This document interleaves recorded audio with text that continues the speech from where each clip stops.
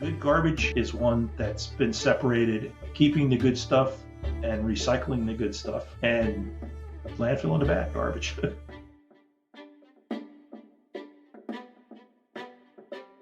Hello. Welcome to the Good Garbage Podcast. My name is Ved Krishna. My primary reason for existence has been to find ways to leave our wonderful planet cleaner. We will be speaking with material innovators, creators, and propagators to learn from them how we can build for scale and towards a regenerative future. Their stories will help us answer the big question, what is good garbage? Frank Franciosi is considered to be an Italian stallion as he transformed the US Composting Council towards creating significant impact while he led the institution. Frank and I worked closely for some time in the past while he agreed to be on the advisory board of Global Compostables Alliance that we were establishing. Each interaction with him added value and was action-packed.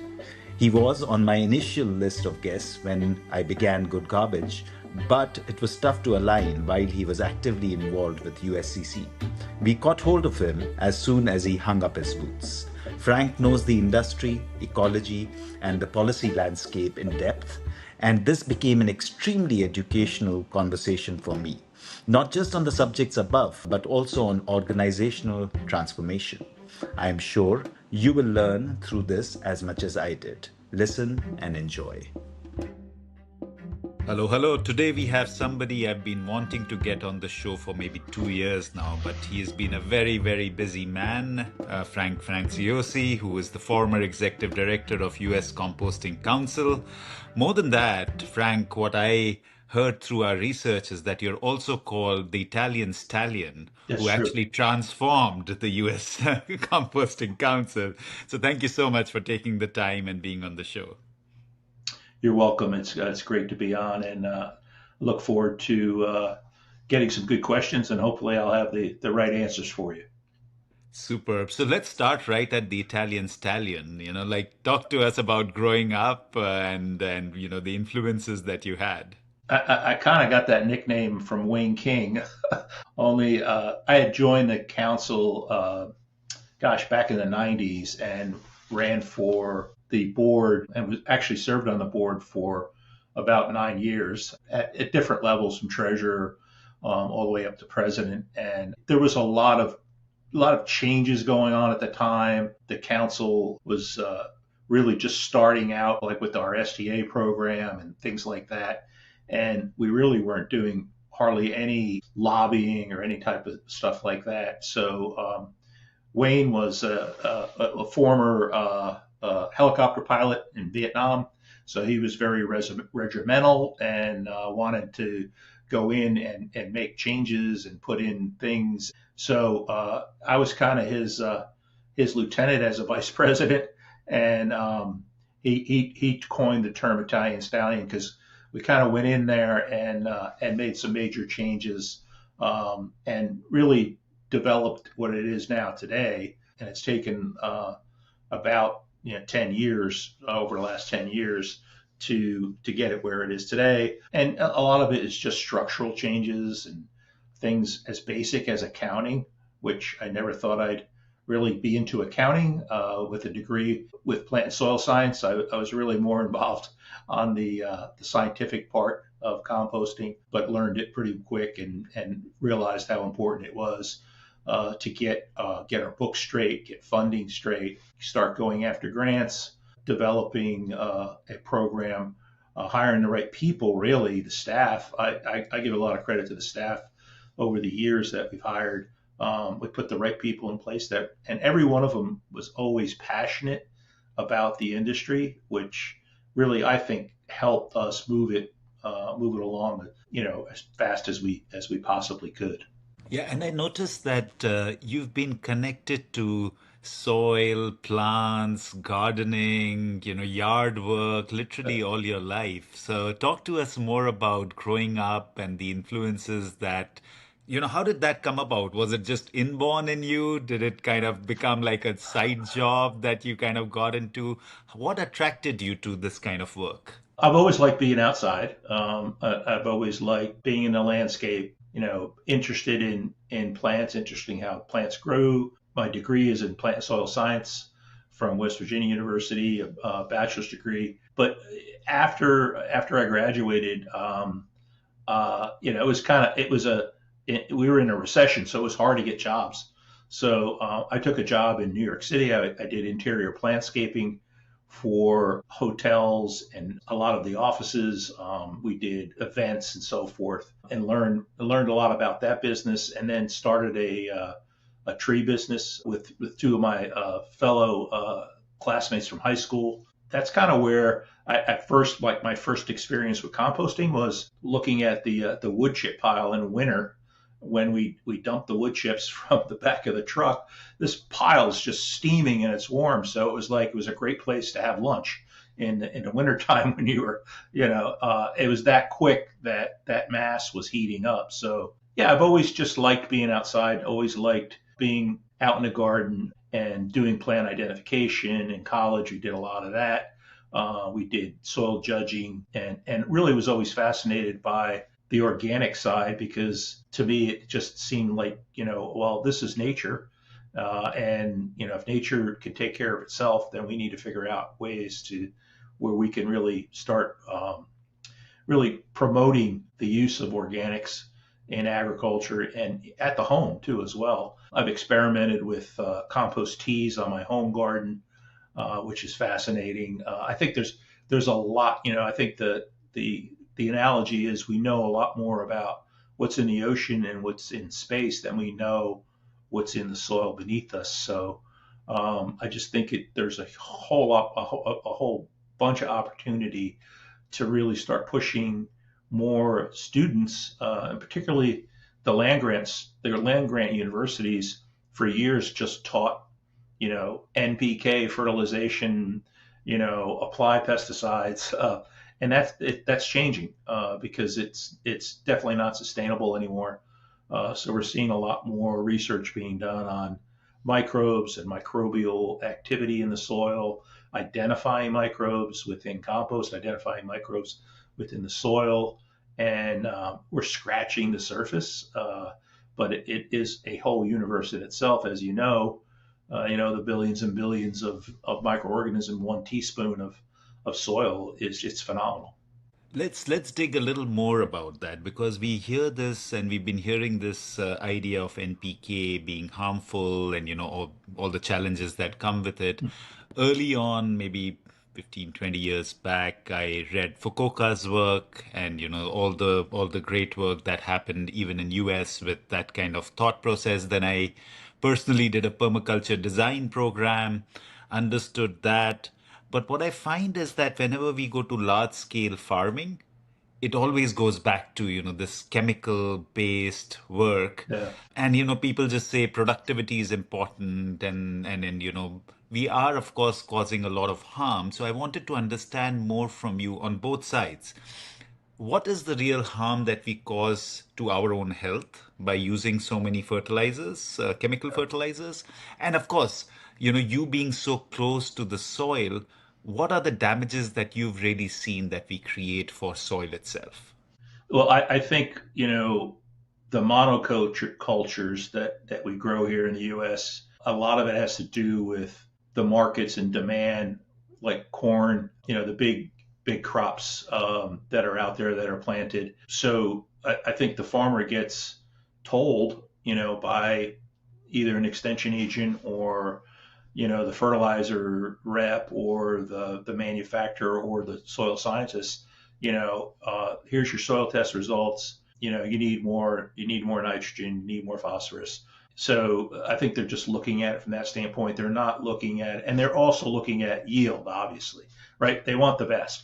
But I think farmers are starting to look at the overall productivity of the soil long term, and you're seeing more look at inputs.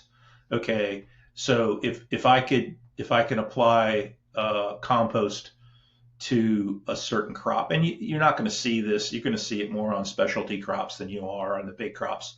My watering is less. My disease problems start to decline because I'm putting in competing microbes in the soil that didn't exist anymore. So I think it's the net income now. It's not so much the yield. If you could show a better or less input and the same yield, then that's a win, right? Because and then as far as your question about what's happening is over applying nitrogen and phosphorus has caused a huge amount of problems with stormwater runoff.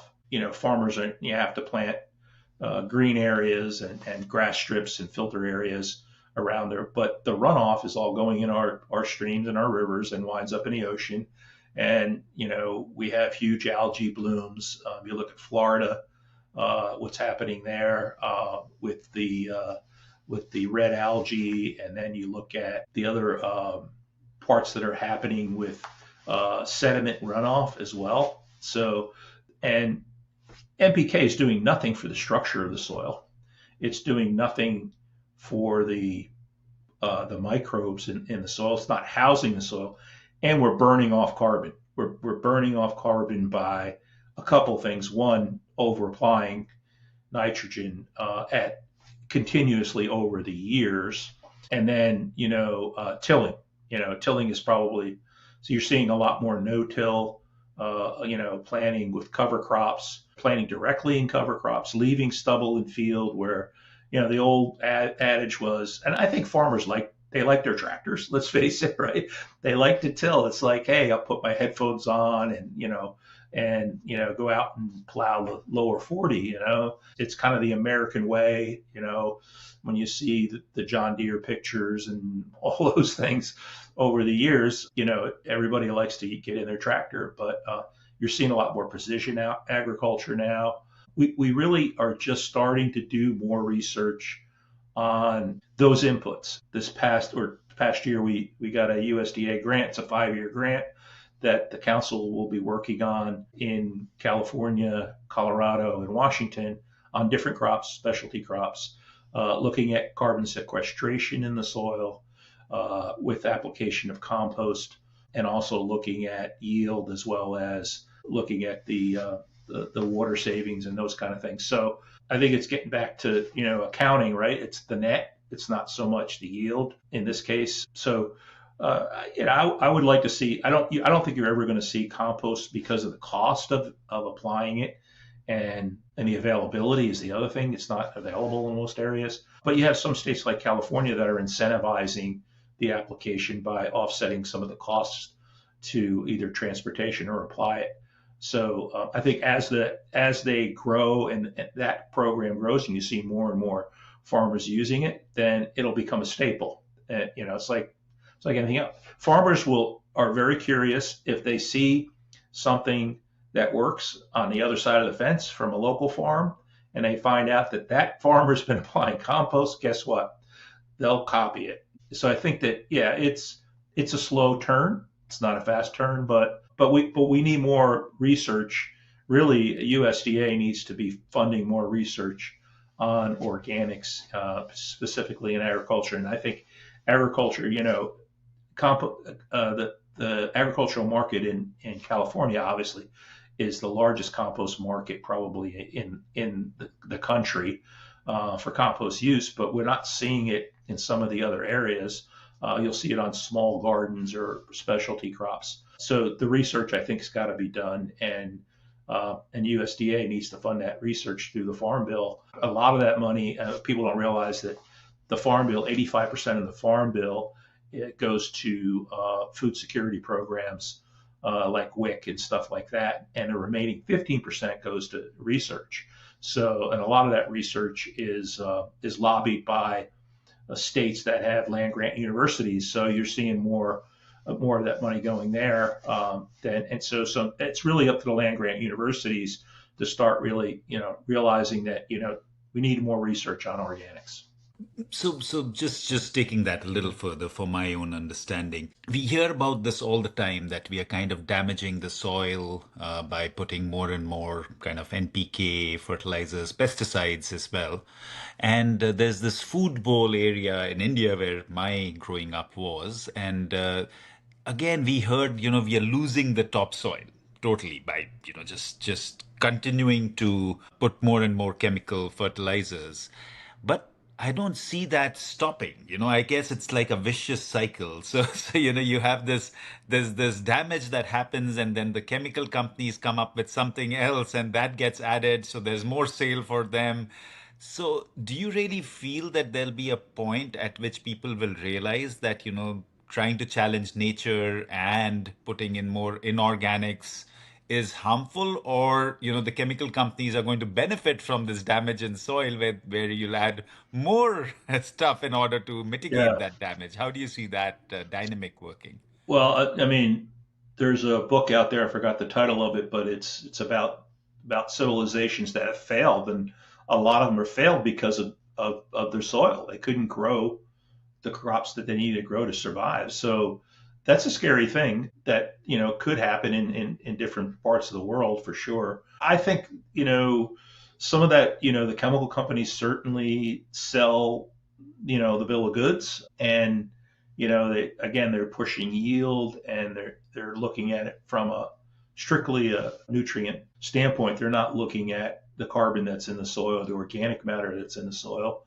And then, the other thing that happens with less organic matter is you don't have that soil glue, so you get more sediment runoff. So you're losing it, through that as well.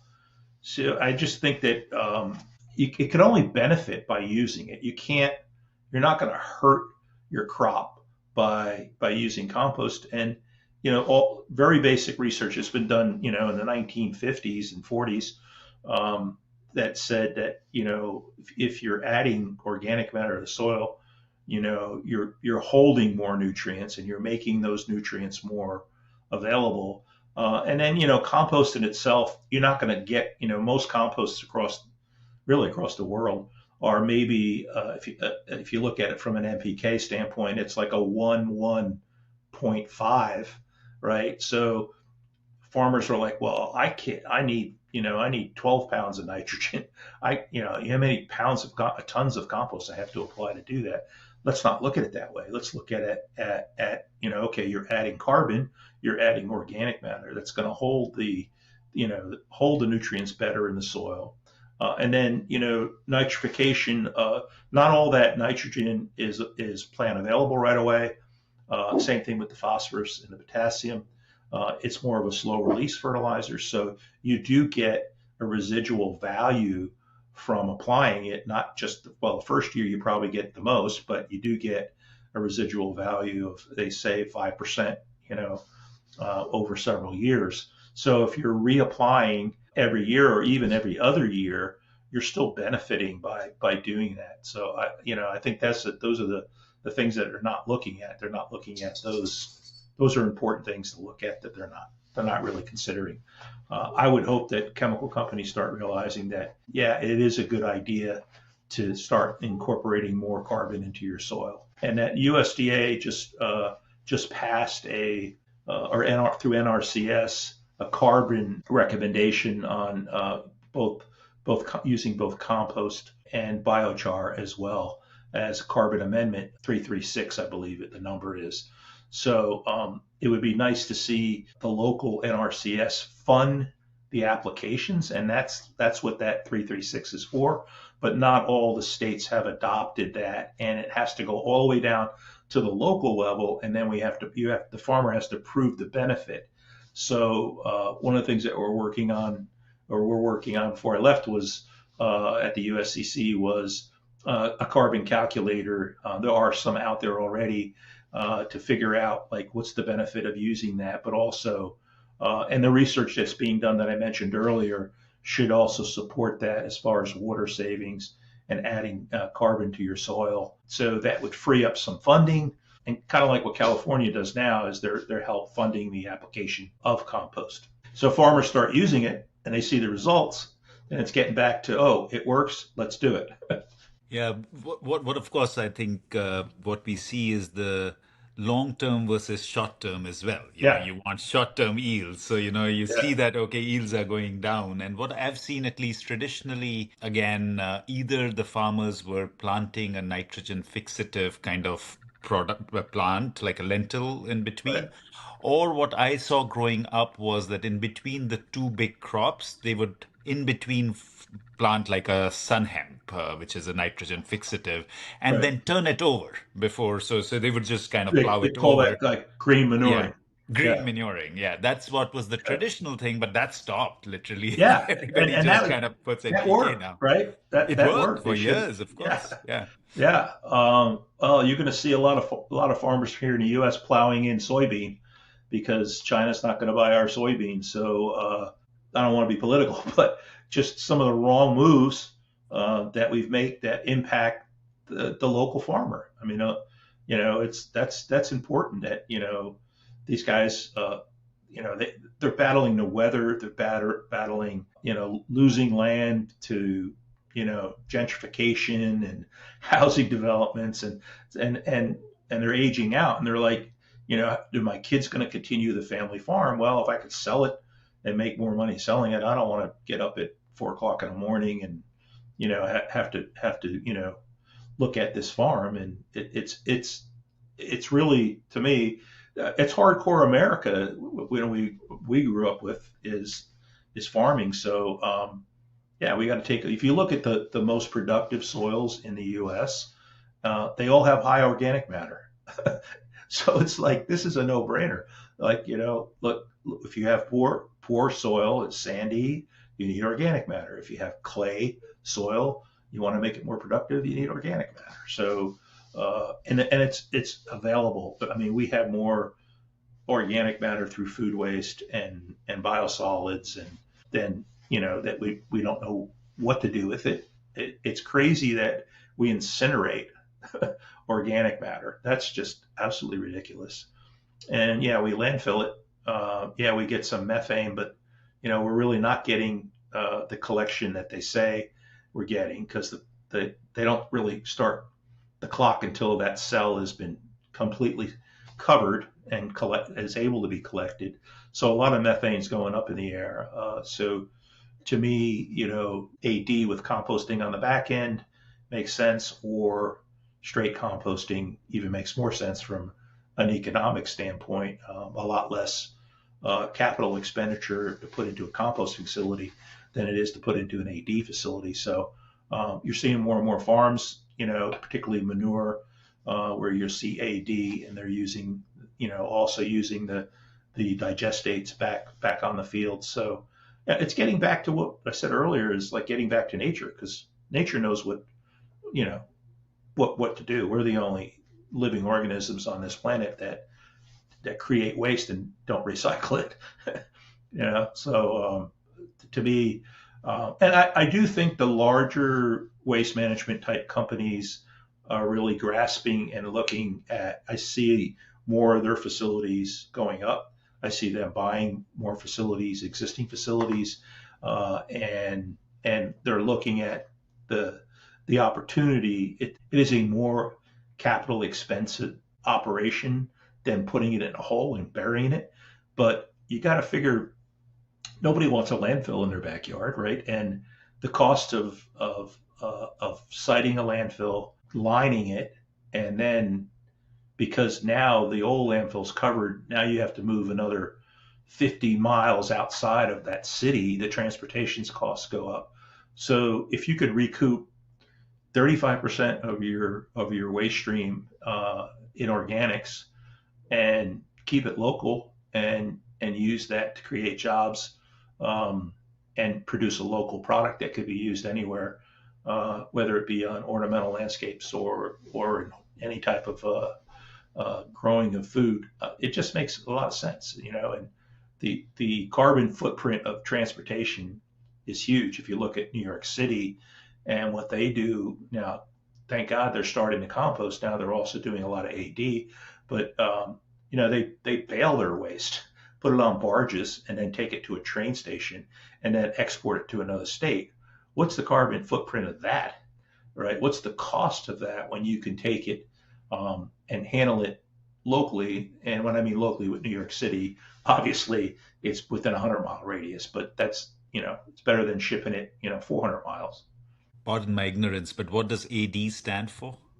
Anaerobic digestion. Okay, to capture the methane. Okay, got Yeah. it. The couple of things that came to my mind, and I want to keep digging a little bit deeper on the soil so that when we get to the composting, we are a little Yeah. more sensitive to what we are doing as humans to the soil. Frank, it'll be great for me and the listeners to understand as well that we can add a lot of chemicals to the topsoil. And you talked about runoffs, but also I presume there's a lot of percolation that takes place underneath the earth. How much do we know about that? The kind of damage that is creating to the water underneath, to the life underneath. Do we have enough information? Because like you were saying right in the beginning, right? We know outer space more than we know our own kind of Yeah. layers underneath. So is there an understanding of that? Is there a damage that Yeah. is happening? Most of of chemicals that are applied are either spreader, right? And so it goes on the ground. If you have heavy rains and there's no buffer, vegetative buffer, or there's nothing to hold it, then obviously, and keep in mind, most of those fertilizers are water soluble, right? That's how they're designed. Some of them do get subsurface injected, but most of them are just applied by spreader. So you have a higher chance there just based on the application of it. As far as getting down into the groundwater, if you have shallow groundwater, like in the eastern part of North Carolina, it's very sandy soils, and the groundwater is probably 3 foot below the surface. So if you took a shovel and dug down 3 feet, you'd hit water. So in those areas where you have constant application, and some of this is CAFO, which is concentrated animal feed operations, where they have spray fields or they're applying manure through slurry over year after year on the same land, and it's not getting uptake by a crop. And a good example is they use Bermuda grass to uptake a lot of that. But in a sandy soil over years and time, what happens when that Bermuda grass goes dormant in the winter? It's not uptaking it, right? So it's not using it. So it's going to make its way into the groundwater. So where you have areas where you have very sandy soils, you probably have a higher impact to groundwater below. But even with the surface runoff, eventually, groundwater gets recharged through percolation, right? So another benefit of compost is, and this is when you look at stormwater management in urban areas, you're seeing more and more construction of green infrastructure projects that catch that first 1 inch rain event, which is probably the highest pollutant load, and usually that takes nutrients with it and sediment as well as pollutants. So you see a lot of these green swales, bioretention basins, green roofs being constructed in urban areas, and that's to catch that 1 inch rain event and to slowly let it filter through it. And the media that is used has anywhere between 5 and 10% compost in it, because compost is a sponge. It holds water. The microbes that are in there also help clean up the pollutants that are in there too as well. And you can grow something like on a green roof or in a grass swale where that plant material is now uptaking the nutrients in it. So, like, I give a really good example. The mall in DC, Washington, DC, has an underground collection system. People don't realize it. But that's all percolating through an engineered soil that has compost in it. And they actually hold that water and then send it to tanks and then reuse it for irrigation when it's needed. So, and a lot of other things that are happening around cities is because of climate change. You see sea levels rising, so now you see more and more cities like New York. If you've been up in New York City in the Manhattan area, all along the shoreline area, they're building parks. So they're multi-purpose. They're parks for people to go to walk their dogs.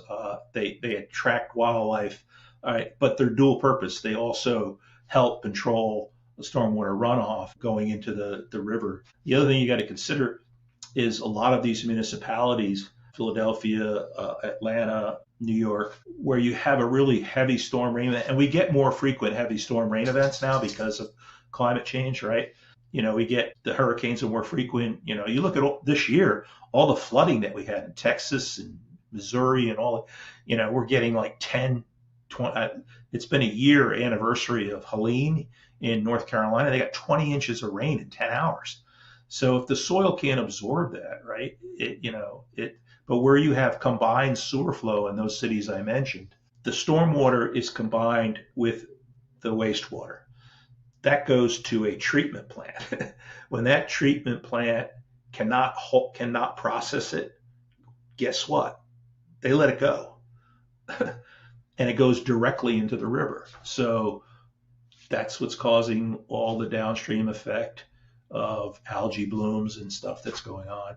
And, the same lawmakers out there that like to be out in their yachts and like to vacation at the beach, they'll probably be the first people to complain, why is the beach dirty? Why is the water not clean? How come I can't swim? How come I can't boat? Well, guess what? You need to start looking at going upstream and fixing things upstream so you don't have that effect downstream. And some of the most valuable land in this country is along rivers and oceans, right? I mean, so it's like you're devaluing your property. And the storm events are getting more frequent, so insurance rates go up. We're paying for all this. It's just that we pay for it indirectly. Yeah, it's so complex, and we don't realize the impact one decision has on multiple kind of spiral Yeah. effects that happen. You mentioned earlier, Frank, about soybean and China not taking. The other one I am very familiar with is the whole GM, genetically modified products. GMOs. And the same thing is happening with all the Trumponomics right now between India and US. So one of the things that is on the table is that India must buy US farm products and India doesn't buy GM. So corn is a big thing. So Yeah. there's a huge negotiation happening. So I presume that in the GM movement as well, they've created products that may be more akin to the chemical fertilization kind of structures. So just want to understand before we move towards composting, Right. this bit on GM as well. Is that something that is a challenge as well for humanity, or do you feel that that's not that much of a challenge? I think a lot of it is genetically modified, and corn's probably one of the first. The whole idea was, you don't want weed competition in your fields. So you develop a corn that will not die when you spray Roundup on it, right? Or other weed controls, right? So if you have corn that's just starting to come up and you have weeds, right, you could spray over the corn, kill the weeds, and the corn survives because it's genetically modified. So I do think what happens over time, though, is again, nature has a way of adapting, and eventually, you get to a point where you know nothing's effective on those, on that. Now, I'm not so sure about some of the other stuff that's done with insect control, but I know weed control is probably the biggest one. But then if you're over applying weed control all the time too, that's an issue too. I know, Roundup does not have a long-term residual in the soil. It breaks down pretty quick, but again, over applying over year after year after year, and then eventually these you get genetically modified weeds that are not going to be able. So what do you do now? Do you put out a stronger weed control? Again, you're chasing in a circle here.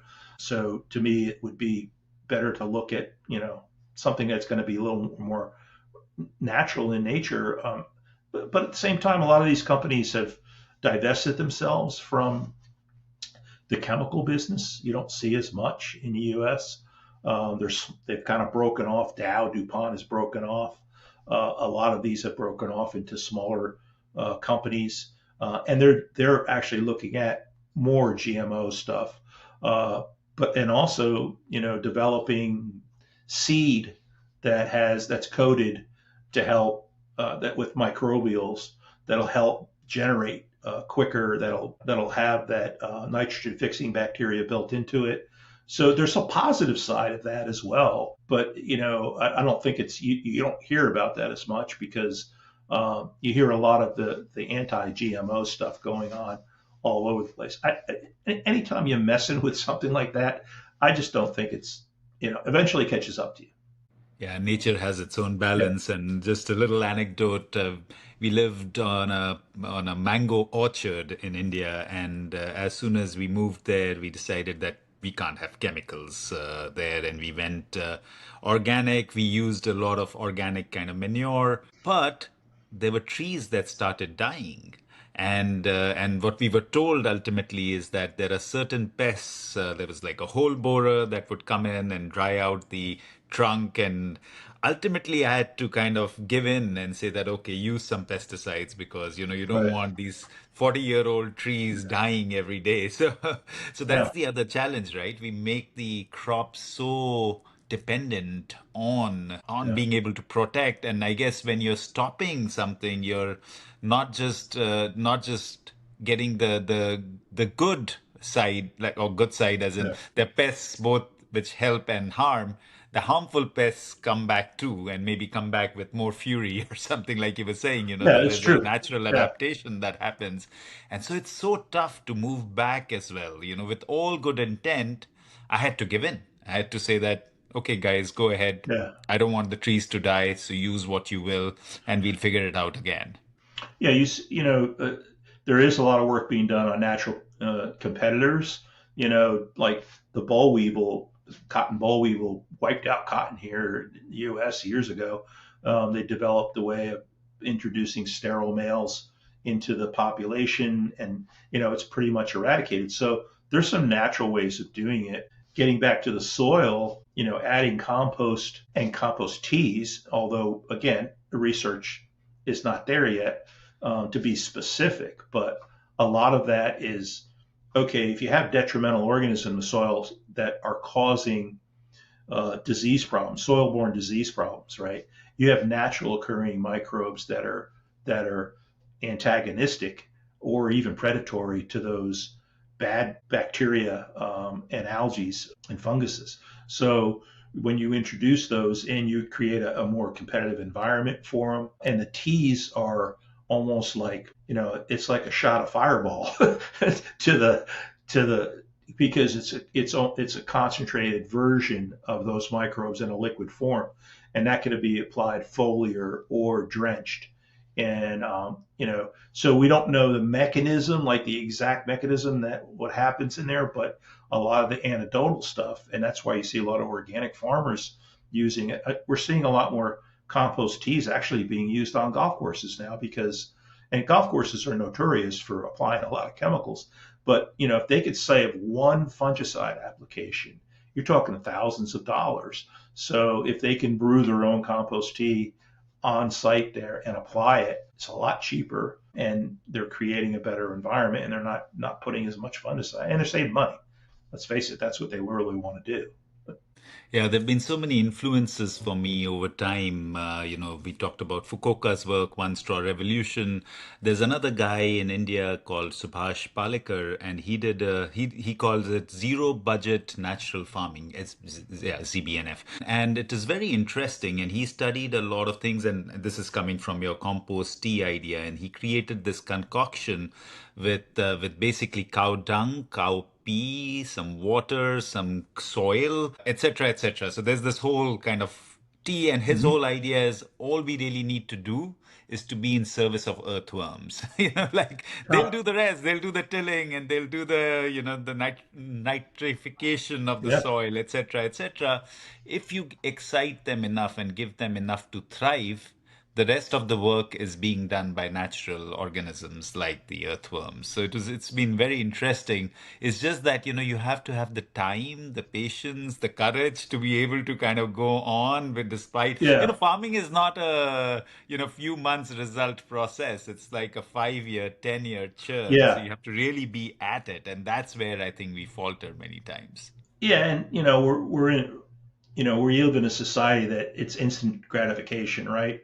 If you can't say it in a 10-second video clip, then it's not worth it. So yeah, and when you transition from chemical to organic, and I've done this on my home lawn, um, your lawn becomes a junkie on chemicals, And so you get this, it looks really bad. And then slowly you get a transition by going more organic. So it's a slower turn. A lot of the stuff that you kind of talked about is like integrated pest management, where they're using both.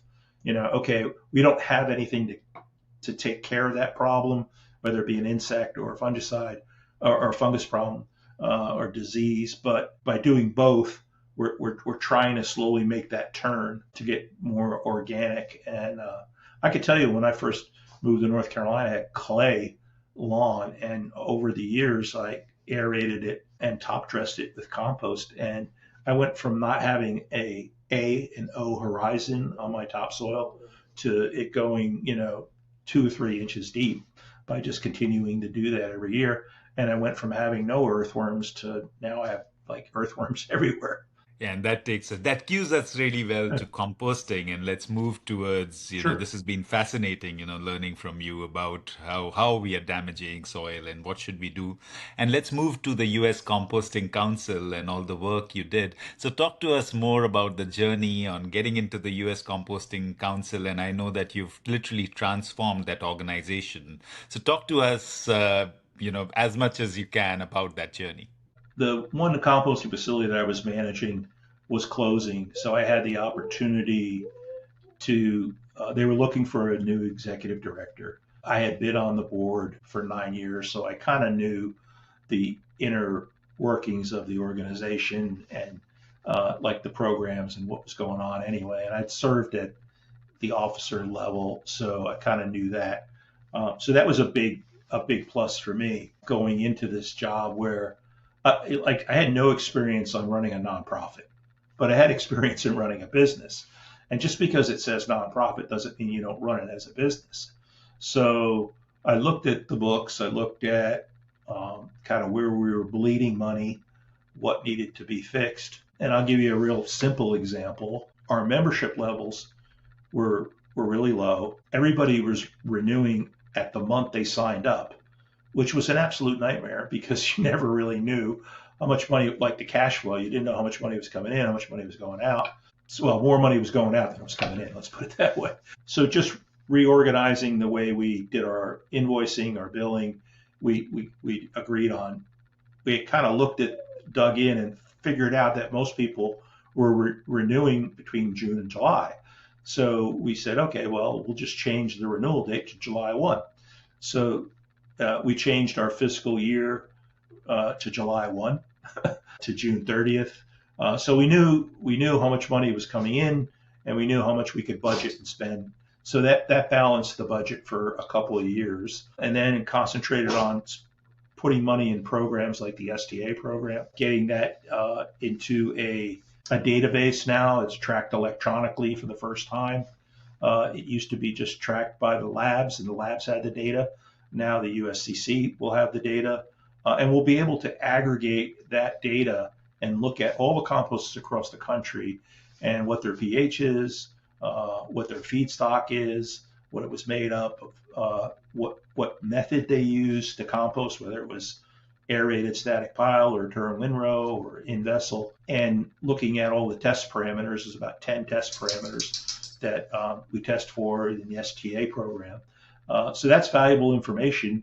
And you think of there's 350 companies that are in the program, and some companies are testing monthly, some every other month, and some quarterly based on the size. So now you have a data bank of what compost looks like across the country. And so you'll be able to correlate that data region by region, state by state, which I think is really important because I think USDA could definitely use that information, and it'll help grow the program. And the other thing we really push is professionalism. We started a certification program for operators, for operating managers and professionals, to try to raise the bar there. We kind of split off the training part, gave all the training to the foundation, which is a separate C3 organization. And really, the other thing we did is we started spending some money on lobbying. We had never really lobbied. And I've been a member since the 1990s, and we never lobbied. never spent a dime on lobbying. So we realized that we had to do that as a trade organization. And the membership really, it was one of these things that the reason why we started lobbying was PFAS. And so it was a problem, but what it did is it galvanized, it brought people together, and it made us realize that if we're not at the table, then we're on the menu, you know? So, so we're like, okay, well, we need to start knocking on doors and making ourselves, we created pretty good alliances with a lot of the waste companies, a lot of the other organizations, C3s and C6s that had issues with PFAS. So we were able to kind of galvanize with those groups and also jump on with their lobbying as well. And we created a task force that was really a passive receivers group, which included the waste industry, biosolids industry, composting industry, and the water and drinking water and wastewater industry. So, you know, we didn't create PFAS. It was created by the big chemical companies, but we were passive receivers of it. So the way the federal government looked at it is we were going to be liable for PFAS if it showed up in compost. And that's not the case. It's, you know, and it's like we have no choice. We have to take what is given to us. And PFAS is everywhere. I mean, there's more PFAS in makeup than there is in finished compost. There's more PFAS in chocolate cake than there is in compost. So, you know, that helped us realize that we really needed to have like a regular long-term lobbyist. So we bit the bullet, and you know, we have it. The current administration is not very environmentally friendly, so we really are looking at the next couple of years of just concentrating on developing relationships within the USDA, EPA, and then the key areas that are in both the Senate and in the House, those committees like Energy and Commerce and the Environment and Public Works group, because that's kind of where we fit within a lot of what's going on, mainly with PFAS, but also looking at funding, like I said earlier, with the USDA and the Farm Bill, is trying to see where we can get our slice of the pie for that research that needs to be done. So it was a slow process. Our conference is very successful over the years. It helps. And I kept telling our members that, you know, your membership dues and your any of the people that sponsor and go to our trade shows and equipment demonstration days and all that, all those funds go to the industry to help support staffing, to help support those programs that continue to raise the bar. So every dollar that you spend with the US Composting Council, you get a return. We went from one state chapter, first state chapter was in North Carolina that I helped start, to 16 state chapters. So a lot of things, because our industry is really, it's regulated at the state level, not at the federal level. Federal level is really only for funding stuff like PFAS, where you have issues like that. You know, state by state, the stronger your state chapters are, the better off, you know, you are, because as an industry, that's where it all happens. We're regulated at the state level, both from a product sales side as well as permitting side. So, you know, whatever you can do at the state level is going to pay off long term, and it continues to grow. I think they grow about usually 2 to 3 new state chapters every year. And eventually, hopefully, you know, every state will have a state chapter, and that becomes a real strong point when it comes to lobbying. Because when you look at lobbying, you know, whoever's that chairperson at that committee, they have their constituents at home. and what we've tried to do is trying to get those people and their staffers to go out to a facility, kick the tires, look at the facility, look at what's going on there, and really explaining what composting is. It's not just a backyard program. It's an industry, and it can happen at all levels, from small scale backyard to community, all the way up to large scale composting that provides jobs. It benefits the soil. It benefits the environment. It's all plus, plus, plus. It's not, there's no negatives about it, really. it's all positive. It's staying with PFAS, of course, coming from the packaging sector, that's been a huge buzzword. So, do you find that when you're testing for compost, and because again, like you mentioned, right, it can come from anywhere. It's in the water. So how do you mitigate that risk? Because ultimately, a composting facility is a receiver of numerous things, and that includes, Yeah. all sorts of, there'll be contamination and things like that, and you don't know where it's going to come from. So is there a certain level that is allowed in the compost, or it's totally like no PFAS? There should be no traces of PFAS. And how difficult would that be for a composting facility to control? Impossible would be the word. Where you have a steady source of material coming in, you can test that. Okay. Like an example, if it's a food processing waste for tomatoes or oranges or whatever, like that's a constant stream. It's coming in. You can test. You can go upstream and test for that. But where you have something like food waste that's collected from cafeterias, or you know, you don't know where it's coming from. So the tests are very expensive, and it's literally looking for a needle in a haystack, because if you look at large scale composting, they're taking in different multiple types of feedstocks, and one day may be different than the next day, right? Like one day they may be taking biosolids, the next day they may be taking food waste, the next day they may be taking yard waste. So it's impossible to test up front. You can look at going upstream and see that, like I said, if you have a consistent stream that you know is day in day out, you can test for it. But again, that's the same situation with them. They don't know where it's coming from, whether it came from the hay that the cow ate that turned into ice cream or spent milk, right? So it's very difficult. The other thing is there's no regulatory requirement federally to test for it. Some states have put into effect, not mandatory, but more like voluntary testing. The drinking water standard is parts per trillion. Some of these states are testing at parts per billion. To test at parts per trillion, you really need specialized equipment, and you risk contaminating the sample yourself. If I have a sunscreen that I'm using and it has PFAS in it for some reason, and I go like this and I put it on my hand, but the sample, I may be contaminating that sample. So, and that's just an example, but there's not a lot of labs that test at that level. It's an expensive test, and it's ludicrous because composters do not intentionally put PFAS in their compost, but it does come in, and they're shown there's higher levels of PFAS in rainwater, in lake water, in stormwater, in soil surrounding the general public in our bloodstreams than there are in compost. So it's ubiquitous, and the only way you stop it is to cut the spigot off. You got to go all the way up to the big chemical companies and say you can't make this anymore. So with the change in administration, EPA has kind of backed off a little bit on it. I know the drinking water standard is probably still one that, and it's very expensive to clean.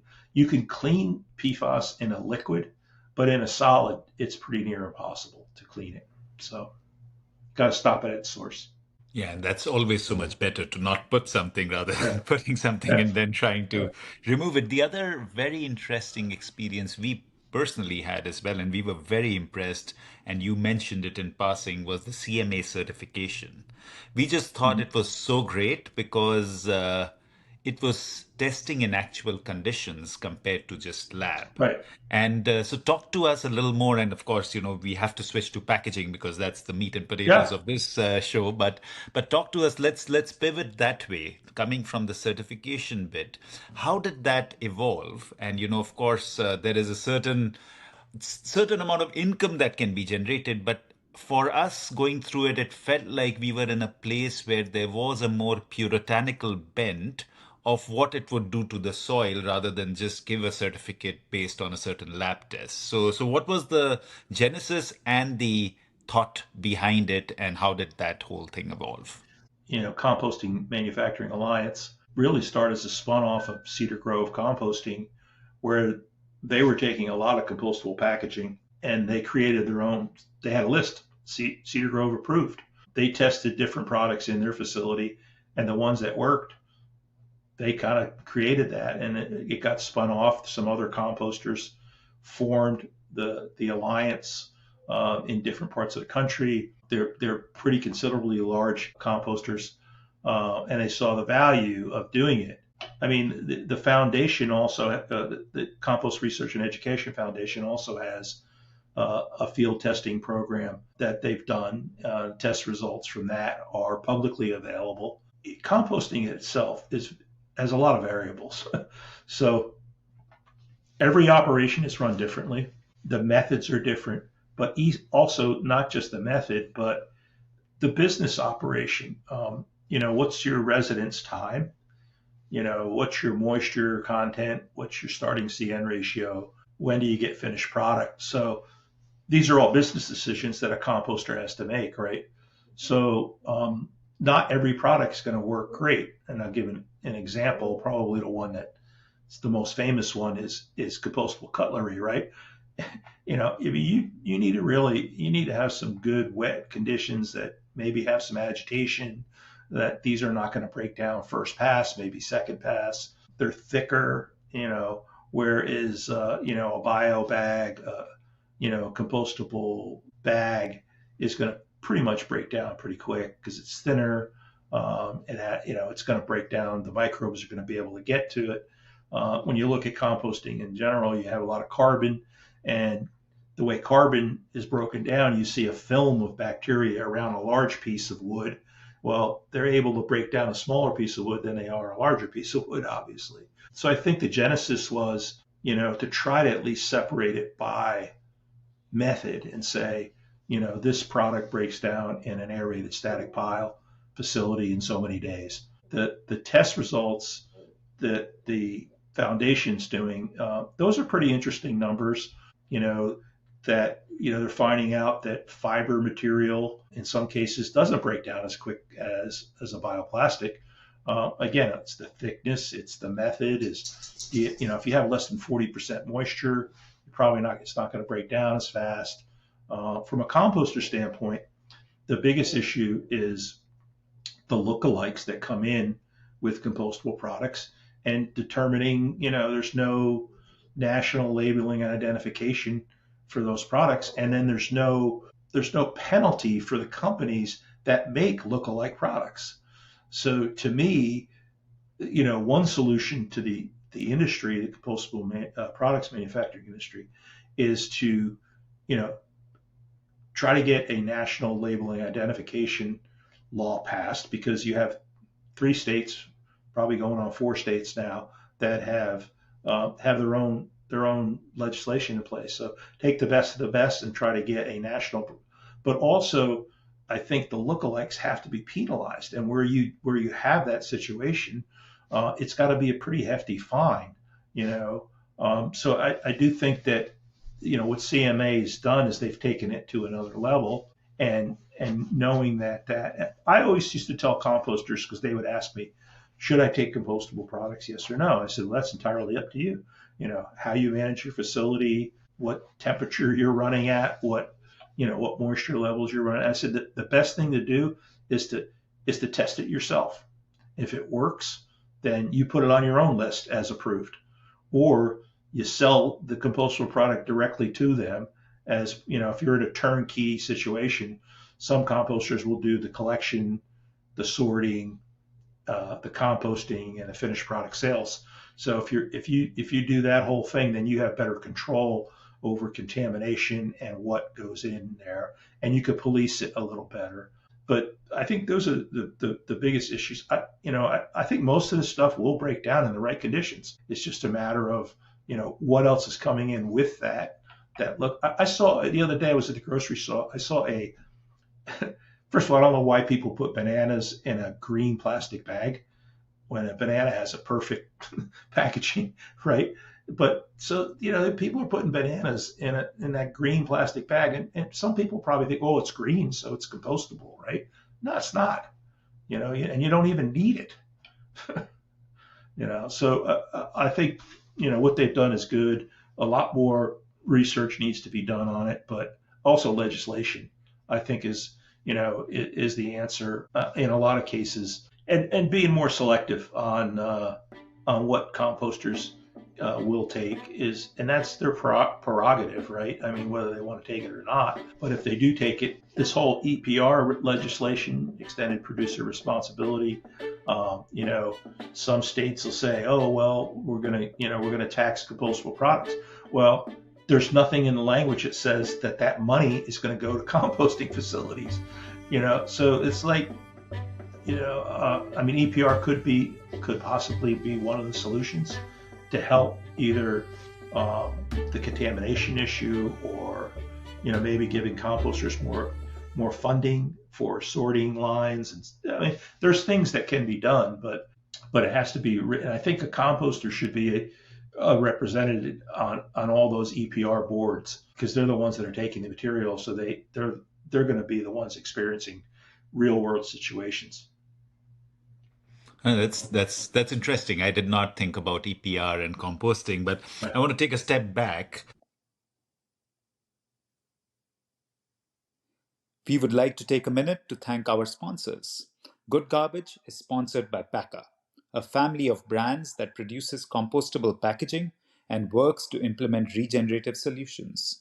Packer's new project is to bring compostable food serviceware and food carry products to the North American marketplace. Learn more at packer.com. Now back to the conversation. My presumption is, and correct me if I'm wrong, that ultimately you have to produce a homogeneous product, that this is my compost, this is what I'm going to sell, and it is going to have a certain percentage of carbon and nitrogen, etc., etc. But my input is completely non-homogeneous at times, right? It could have a Mm-hmm. certain ratio of yard waste and food waste and now packaging. So how difficult does it get for a composter to create that homogeneity? Or is it natural that ultimately the configuration, once it's compost, it's going to be similar? So educate us a little bit on that. Along with that, what you mentioned was rate of degradation. And how does that impact the composting system? Because things may degrade at a different rate, even if the Yeah. temperature and moisture is kind of constant. So those two things, the input control resulting in the output, and the process of maintaining a certain temperature and moisture, and how that impacts degradation. Well, I'll start with the process, and that, ideally you want to have, you know, more than 8% oxygen, and ambient air is about 19. So if your pile is porous enough, you'll get that. If not, then you get to an aerated system. Aerated systems tend to dry product out, so moisture is important. Moisture, you want above 40. You probably want 50 is ideal. Starting should be about 60. Without that, the microbes aren't gonna metabolize, and heat is created as part of their metabolic process of these microbes. So heat is important from a sanitary standpoint as far as meeting PFRP, process to further reduce pathogens. So most states require the EPA 503 regulations on pathogen reduction and vector attraction, which is another thing you need to meet. So heat is an indicator of good microbial activity, right? So if you're running your facility right, okay, you're going to meet PFRP, no problem. You're going to definitely meet VAR, vector attraction reduction. You're going to probably break down most of that stuff, except the stuff that's really thick. But the seasonality of composting, if you're in an open air windrow and you're in Southern California in summer, you're probably not running at 50% moisture. You're lucky if you're running at 40, So unless you can add water, and water's expensive in those areas, unless you're pulling from a natural source. But if you're pulling from a natural source, you have to worry about PFRP again, because you might be inoculating that pile with, salmonella or fecal coliform. So there's that balance of trying to, run it as efficiently as possible. On the back end, a lot of the parameters kind of level out. I'll give you an example. pH in compost across the country, it's 7.1 neutral, right?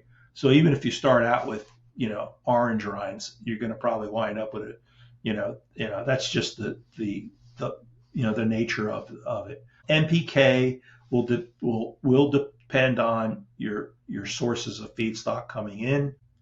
Some feedstocks like chicken manure is going to be high in phosphorus. You're not Potassium never really gets that high across the board. So from a fertilizer value, most composts are like a 1.5, like I said earlier.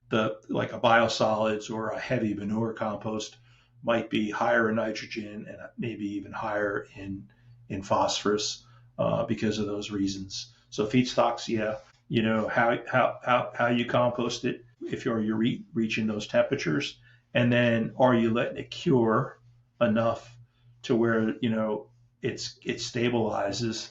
You're not getting a reheat. Your end product market's really determined based on how it tests out. If you have a consistent product, you can pretty much market it to any of the horticultural markets. If it's high in salts is a problem. It's a problem in some states because just the nature of it, and sodium chloride. But there are also some fertilizer salts that could get leached out. So if you have one that's really high in nutrients, it may also be high in soluble salts. If you're handling a lot of processed food waste, it's probably high in salts. So salts, you want to try to keep salts below, 5 millimoles per centimeter. When you get above that, then you're really limited on what you can use it on, unless you soil incorporate it or it leaches quick. It could leach out. The sodium chloride really never leaches out. It's pretty stable. So, but those other salts can be leached out. Yeah, maturity and stability are really important. Whether is it still active or is it mature, and is it stable? Will it grow something? My wife tells me that I'm immature and unstable all the time, but you can test for that now.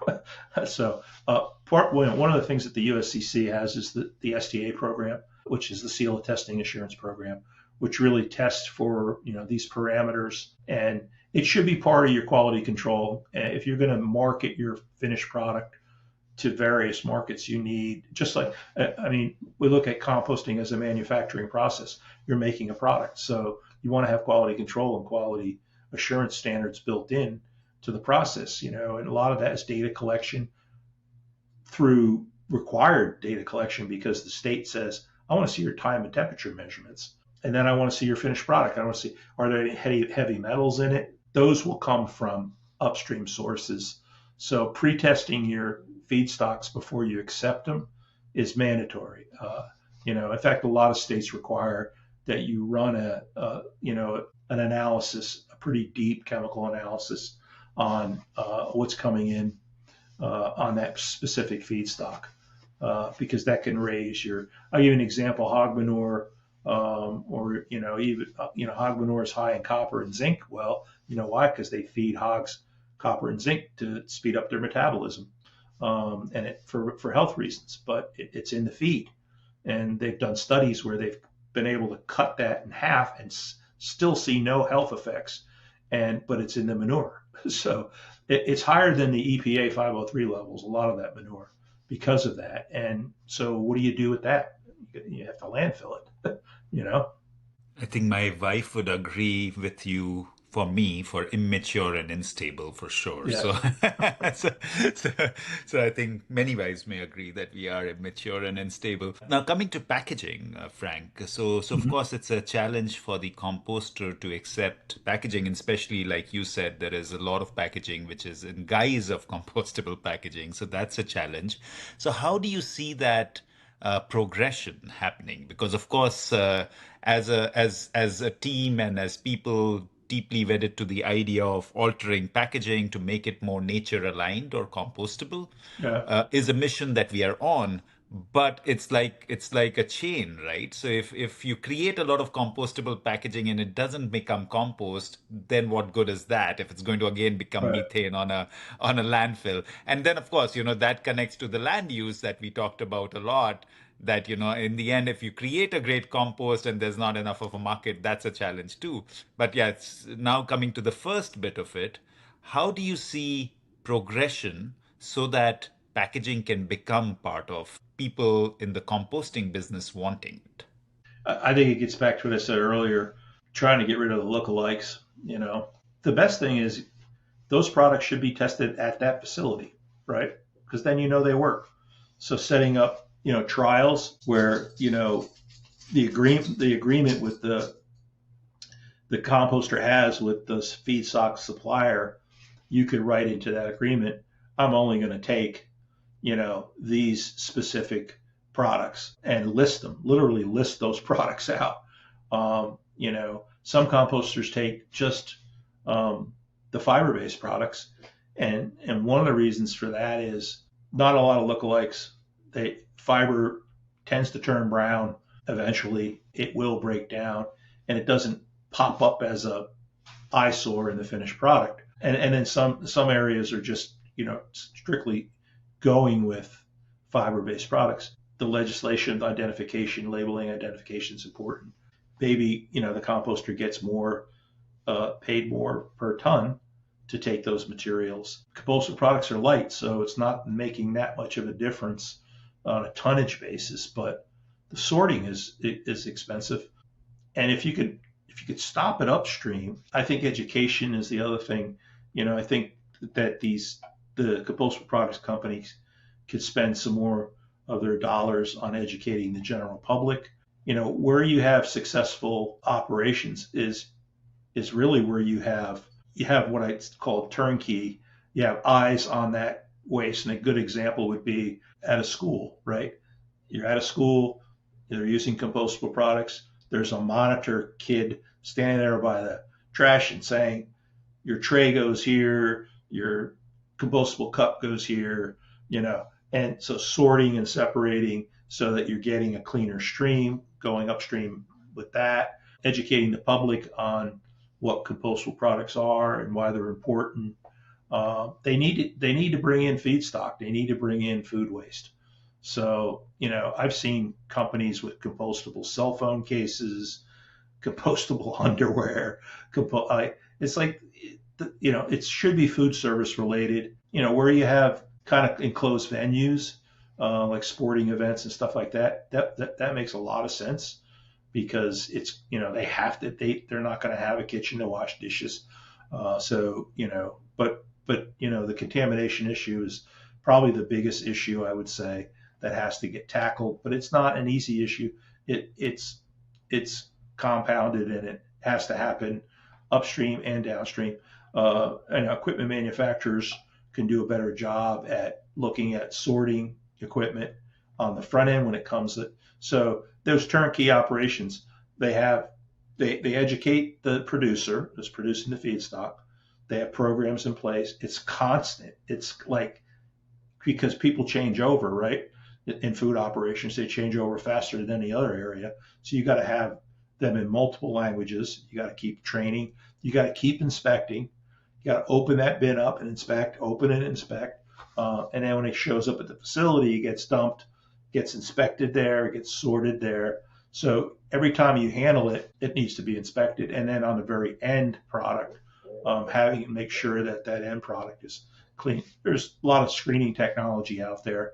We're finding is everybody's screening really fine now to collect it. The majority of the stuff that's being, contaminated is film plastic. It's not so much compostables. It's film plastic. And then the formulators, I think, looking at, natural process of formulating the product so they know it breaks down into carbon dioxide and water, right? So, and proving that point, because I think that's a big issue, is okay, well, this is a bioplastic, but is it 100% bio, or is it a combination of a plastic and a bioplastic? So anywhere that the formulators can create products that are made from natural occurring, and that's another reason why people go with fiber, right? But some fiber, if it's not a compostable fiber, could be bringing in PFAS. Like a regular, you look at some of these regular paper plates that, the cheap paper plates, and you pour some water on it, and if it rolls off, yeah, it's got PFAS in it. So, it's kind of a double-edged sword. It's just you got to go after the the people that are not doing it right, educating the public, and also putting in legislation and labeling and identification. It's really hard on some of those products because they're so small and people don't see them. But a simple way of doing that, I think, color coding, I think makes a lot of sense. I know it's easy to say that, but if I have a green cup, then no other cup can be green. It's a compostable green cup. Yeah. No, that's really smart, and I think visual for a user it becomes so much easier if it's visually. And Yeah. labeling doesn't work either, right? Not everybody is reading the label, so Yeah. and you can have all those recycling things, number three, number five, whatever. But who's really looking at it? But as soon as there's a color code that okay, all compostable products are going to be a certain color, then as a user that it is to go in a certain kind of direction. One of the kind of pipe dreams we've had, and you kind of inferred to it, and hence I'm going to pick your brains on this one. We Hmm. started a program called Regenerative Partnerships, and the idea was that in a closed space, and this could be a bigger spaces like a sporting stadium or an event, but we were also thinking about, say, university canteens where it is a enclosed space. So what if we created a system where all the garbage was going into one trash, which included the food waste and it included the cutlery, and all of that was being converted to anaerobic digestion and creating and piping that gas back into the kitchen facility, and Hmm. then the dry waste being composted. So this was a dream.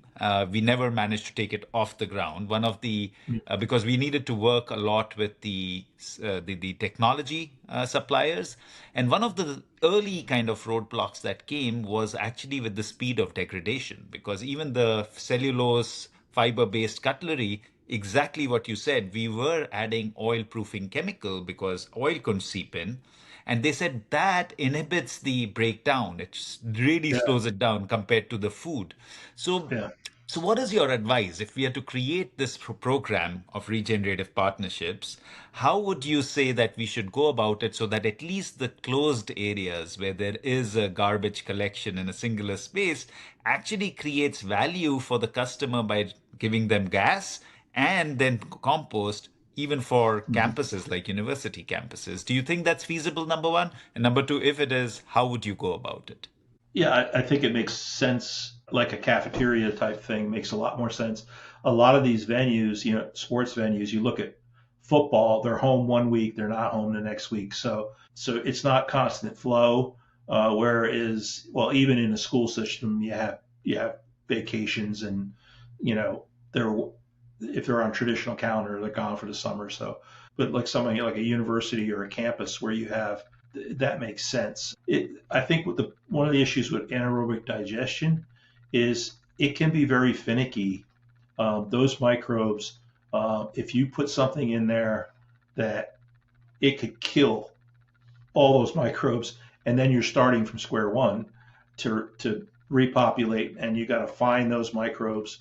And usually the sources are different types of manures because they bring in various microbes to get the methane production. Whereas composting is a little more forgiving, as far as the microbes go.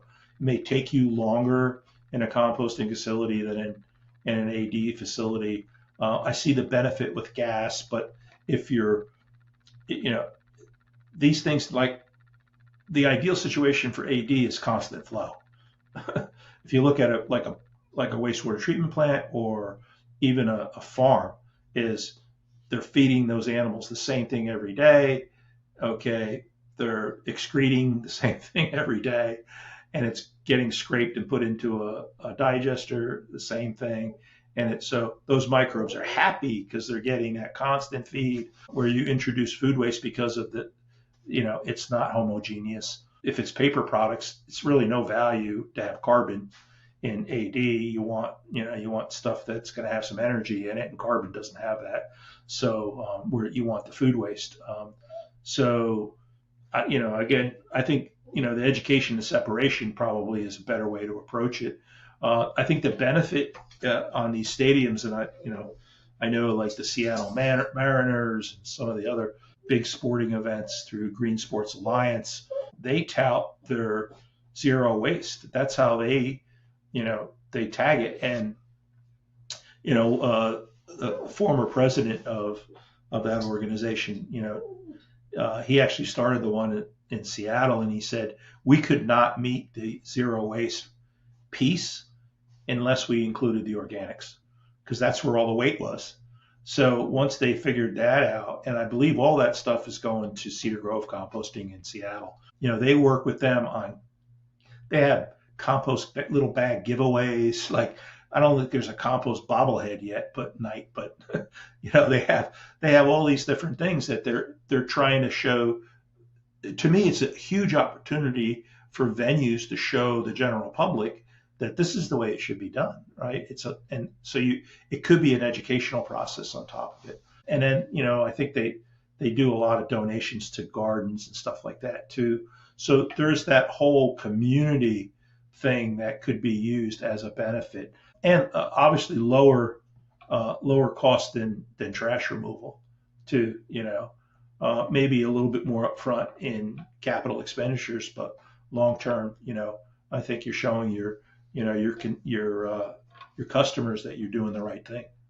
Frank, along our conversation, you've given numerous pieces of kind of advice to packaging producers. But if you were to encapsulate, what will be your few things that the packaging producers need to think of so that the composters are actually excited to take more and more of packaging? So if you were to switch your hats and say that now you're a packaging producer instead of a composting guy, so what would you do so that the composters down the line are excited? They literally say, I want more and more packaging to come into compost. So what are Yeah. those things that you would encourage?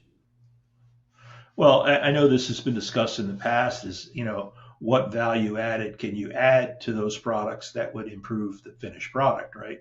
I don't know if that's something that you can, that was ever, it's probably thought of, but never really done. I do think if they got a constant source with less contamination, it wouldn't be an issue. Again, their interest is in the weight and the organics part. So you don't want to tell people, well, you need to increase your food waste. That's not very good either. That's not efficient. You want to try to stop that, right? So I think the consistency is the name of the game. And looking at, I think it's great to have these companies go out, and the formulators that are formulating the products go out to a facility and see those facilities and see what they're dealing with at those facilities. I think that would be an eye opener for them to do. And looking at, making these products, it's a diverse relationship. You want a cup to be able to hold that hot stuff for a certain number of period without burning that person's hand, but you want it to break down. So you got two different, deltas going there, and it's really hard to do that. But looking at, I think natural materials is huge. What's out there. I know PHA has got some good potential, although I know that that's been taking some hits lately too as well with the manufacturers of that product. But I do think that makes sense because it could be generated from a microorganism, and anything that you can look at in nature that you can replicate that would make it as benign as possible or value added as possible. Like I said, I think your design, you're never ever going to get them to break down in 3 days, right? It's like that would be ideal, but that's not going to happen, So, looking at the data that say compost, like, the lab data says, oh, it breaks down in 90 days, right? Okay. How can we get it to break down in 60 days? That would be ideal. Like how can we push the envelope a little bit? And I don't think you're going to do that without really, using people like CMA to go out and doing your testing and getting the information back to those formulators so they can really design a product. But I think some of the other stuff, that's really long-term. Some of the other stuff, the labeling identification I don't want to use the words low-hanging fruit because it's not easy to pick that fruit. It's a lot of work to go through and try and going state by state. But I think it's better to have a national legislation on labeling and identification of these products than to have, each state change the color or change the wording, or, more of a universal approach, I think is beneficial, because otherwise, you got a runaway train, and it's really going to be hard for these people to put different, labeling, different coloring on these products. Oh, we're shipping this to, Georgia, it has to be a different color. Or if we're shipping it to California, it has to be a different color. Yeah. Yeah, that would be an absolute pain. And I'm glad that you mentioned earlier as well when you were talking about bananas. And again, nature, I just feel you're so right, because nature does it all the time, right? Carrying something for a significant period and, okay, maybe not a hot liquid, but a liquid nonetheless, like a coconut would do it. And studying that more and more might result in better products. And, it's the physiology and the chemistry within those structures, and that might create it, because as soon as it's done with the work, most of it breaks down pretty quickly. So it's just the question of how does that work in the domain of human consumption and convenience. So Right. that's something Yeah. that's always a challenge. Mhm. Are there any of these materials that are an inspiration to you, that this is a great natural product which is great for packaging and people should be adapting to that more? Well, I mentioned the PHA. I've looked at that. To me, that looked like it had a lot of promise. I understand that, a lot of that has to do with just being able to ramp up the production to get it to where it needs to be. But, I thought that had a lot of promise. More and more research, I guess, done on natural occurring substances that are out there that can be used. One area of encouragement before I left, we were talking with all the other international compost associations, and actually through a forum that the Composting Council of Canada put on, and Susan Antler and her group, is the labeling of fruit stickers, fruit and produce stickers, PLUs as they call them.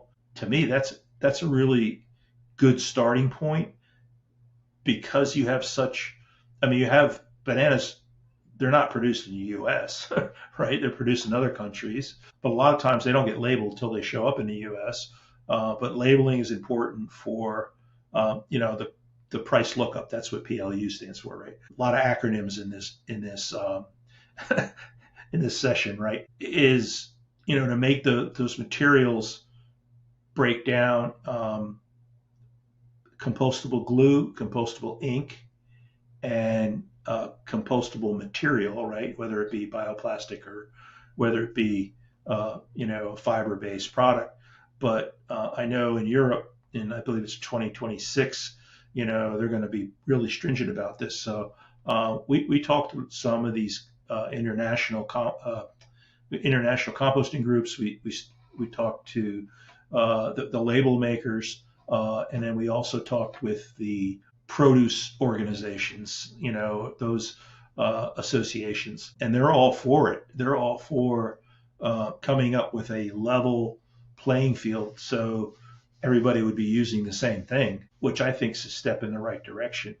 So I would love for it to get to that point. And we are in a global society, even though a lot of it may be slowed down by tariffs. We all depend on food from all over the world, and particularly in the U.S. here when it comes to fruit and stuff like that. And I just think it's a great way to go, is to try to get everybody on the same level playing field. So you have different certification organizations in Australia that you do in Europe and the U.S. and all this stuff, and it's like, just make the product, simplify it. And I know in Italy they've decided that, paper, compostable adhesive, compostable, all soy-based inks and stuff, and they're making the stickers brown. So it's like that's to me is, like, figure out where the common denominators are and work together. I hope this gets off the ground in the next year. I think it has to in Europe, but I do think that one of the things is, you never think about these things, but ramping up to make these labels, like the labeling companies, they need they need a year or so to ramp up to get their machine. They have to work on existing machines, right? They have to be, tested to make sure that they meet the European criteria. With the inks and adhesives and all that stuff. So, but they're working towards that, and I think it's great, and I think it's gonna help hopefully catapult into some of these other compostable product areas. Yeah, no, I agree. And of course, there is various complications there, even from a perspective of a packaging producer. It's a huge challenge to get certifications, different certifications in different countries Yeah. and different costs, right? Each time you go, because Yes. that's also a money earning Right. system. So, a TUV will charge you something, and then a BPI will charge you something, and the Australian agencies charges you. And again, and in many times, Frank, you and I know it's the same test, like it's the same Right. ISO's kind of standard that is being tested Right. on, but they won't Yeah. accept each other's. So that's Yeah. a huge challenge, because then it's a lot of money going down the drain for producers, and that becomes a challenge for a new region that to introduce products. Okay, taking this conversation more towards closure, what's next? What are you excited about in the next 10 years? What is Frank going to transform now? And what is the trajectory that you're Well. looking at? I know the retirement is recent, but I'm quite sure that you're thinking of something. So what is that? Uh, well, I've spent the last couple of months kind of pondering that, but I'm working my way through my wife's honey to do list. So when I get through with that, it may take me another couple of months. But I'm hopeful that we can increase the amount of facilities here in the U.S. And that's something, you know, regardless of whether they're taking compostable products or not. We just need more facilities and to figure out, kind of simplifying it for um, the business person that wants to get into this industry. We did a really good job of the product testing. We're getting the certified operator training. To me, there's a business aspect of this industry that it's difficult to do startups and to figure out, um, you know what you know what are the kind of basic level stuffs that you have to do to start a facility. And again, because of our industry varies, it depends on the state you're in, right? But I would like to see federal funding for areas that need facilities and data collection. I think data collection is probably the biggest problem that we have because it's fragmented and the states run the permitting process. A lot of states require an annual report from the facility, and you have to show tonnage in, tonnage out. What your feedstocks are. What your inventory is, what your capacity is. Like we're lacking those numbers on a national basis. So I know that the council's working on trying to develop a database for that purpose because I don't think the federal government's going to do it, to be honest with you. And by the time they decide to do it, um, I think the US Composting Council probably can have their database up and running. But I think collecting that data is important, and then also looking at where all the food waste is being generated, uh, and being able to layer that on top of where all the facilities are, and see where there's huge gaps and deserts that need facilities. So then the federal government can pinpoint some areas where funding needs to go. If you have an administration that is pro environment, those funds will become unfrozen and will start flowing again. So I think preparing for that in the next 3 years is going to be important to really to know what needs to get done, and what's the price tag of that, right? And then states. I'd like to see states because nothing's happened on the federal level. States being a little bit more proactive on increasing their funding or tax breaks or like looking at creative ways to help fund the industry. I know some states will put a tax on their trash and use that for the purpose of recycling and composting. I don't see a lot of it going to composting. I see most of that going to recycling, which is a whole nother issue in this country that you could spend probably 10 hours talking about. But, the data on recycling and composting is horrible. And so if you're trying to plan a business, you need to know where you are and, what's the opportunity, what's the universe look like, what's the market look like, where are all the deserts out there, where is all this stuff needed, and where is it all being generated? So it's kind of like traveling without GPS. You don't know where you're going.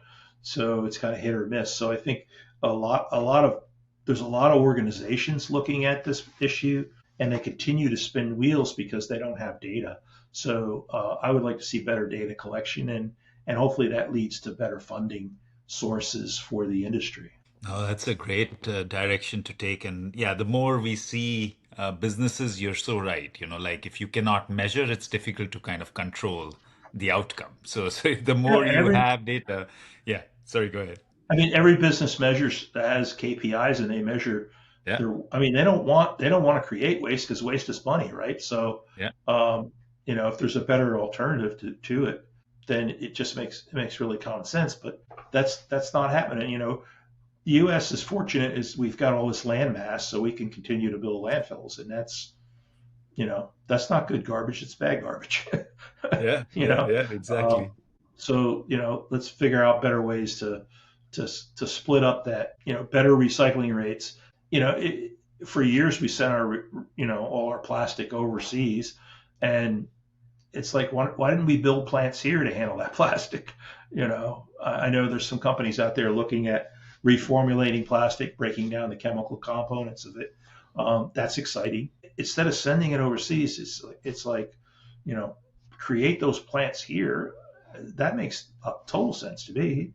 You're shipping bales of plastic soda bottles to Southeast Asia.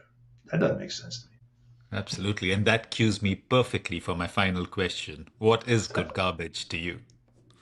me. Good garbage is trash that's separated. Yeah. I think that's good garbage because then you could look at the components and like, okay, if you're not building landfills, there's only a certain amount of landfill space. Stuff that has to be landfill should be landfill. But I think aluminum is pretty high recycling rate, maybe 85%. Steel's up there. Plastic's like 10. It's like that's just ridiculous. I mean, stop making, again, stop it at the spigot. Like figure out better ways. And I know there's groups out there looking at packaging in general, specifically related to food and what makes sense. Like, don't make a compostable soda bottle. That's stupid. To me, the source separation has got to happen, and it's going to take a lot of public education and outreach to get people to do a better job at sorting and get manufacturers looking at not making products that are greenwashed. If that 35% could be captured, it would be huge for the environment, but also for jobs, as well. The greenhouse gas avoidance number is big, but also the jobs numbers. It's something like 14,000 jobs. You have more people employed at composting facilities than you do at a landfill. So it just makes sense that it's kept local. And you look at all the other impacts, like the carbon footprint of transferring trash, 300, 400 miles on tractor trailers or trains. That's expensive and it's not sustainable. So looking at things more from a local level, I would love to see more. And I think as people age out, you get more people that are more attuned to the trash issue. Let's face it, as a taxpayer, you're a taxpayer, the municipality is really the key point, right? They have to provide trash services, water, sewer, right? Okay, and health and safety, police, whatever, fire. They have to provide those services, and those are coming out of your taxes. So, it makes sense that the municipalities look more long term and say, we're not going to build more landfills because nobody wants those in our backyard. So how do we look at this where maybe we can get an enterprise zone going where we can get a plastic recycler to come in and site it at one of our, somewhere in one of our towns in our municipality, area. Maybe we can get a composting company to come in and take care of the organics. Good garbage or good trash is one that's been separated, keeping the good stuff and recycling the good stuff, and landfilling the bad garbage. Thank you so much, Frank. This has been such a enlightening conversation for me to learn so much. And I expected that, from the past few conversations we've had that, there's been a lot of learning. So thank you for that. And I'm excited. I'm excited about what Frank will do in the next 10 years as you begin to advise more and guide more, and especially what you talked about in terms of getting more technology and data in place. I'm sure those are things that will actually really transform the industry and make a huge impact. So thank you for the work you've done and the work you're going to do. And I look forward to staying in connection and hopefully learning and working with you. Thank you, Ed. Appreciate it. It was great being on here.